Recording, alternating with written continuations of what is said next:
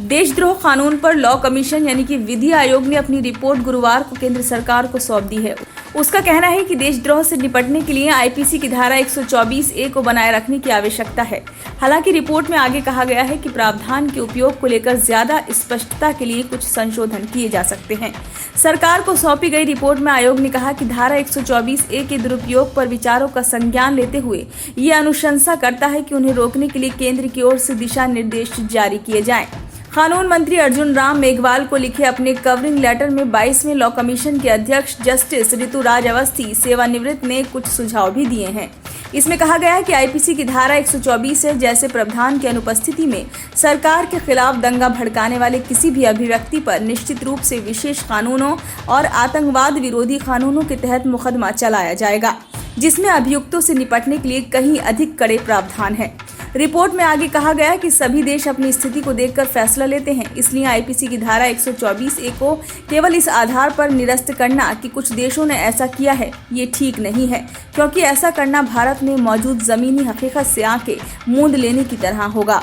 Union of India ने supreme court को आश्वासन दिया कि वो धारा 124A की फिर से जांच कर रहा है और अदालत ऐसा करने में अपना समय बर्बाद नहीं कर सकती है। उसी के अनुसार शीर्ष अदालत ने केंद्र सरकार और सभी राज्य सरकारों को धारा 124A के संबंध में जारी सभी जांचों को निलंबित करते हुए कोई भी प्राथमिकी दर्ज करने या कोई कठोर कदम उठाने से परहेज करने का निर्देश दिया। इसके अलावा ये भी निर्देश दिया कि सभी लंबित परीक्षणों, अपीलों और कार्यवाही को स्थगित रखा जाए। रिपोर्ट में बताया गया कि इसे निरस्त करने से देश की अखंडता और सुरक्षा पर प्रभाव पड़ सकता है। अक्सर कहा जाता है कि देशद्रोह का अपराध और औपनिवेशिक विरासत है जो अंग्रेजों के जमाने पर आधारित है, जिसमें इसे अधिनियमित किया गया था। विशेष रूप से भारत के स्वतंत्रता सेनानियों के खिलाफ इसके उपयोग के इतिहास को देखते हुए ये बात कही जाती है। लेकिन ऐसे में तो भारतीय कानूनी प्रणाली का संपूर्ण ढांचा एक औपनिवेशिक विरासत है।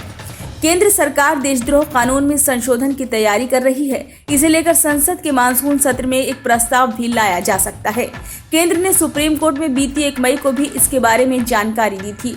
सरकार का कहना है कि 124A की समीक्षा की प्रक्रिया आखिरी चरण में है। बता दें कि कानून की वैधता को चुनौती देने वाली याचिकाओं पर सुप्रीम कोर्ट सुनवाई कर रहा था। गौरतलब है कि सुप्रीम कोर्ट ने बीते साल मई के महीने में देशद्रोह कानून को स्थगित कर दिया था।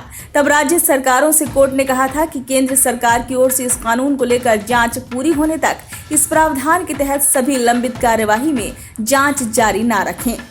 जो केस लंबित हैं, उन पर यथास्थिति बनाई जाए। ब्यूरो रिपोर्ट, नई दिल्ली।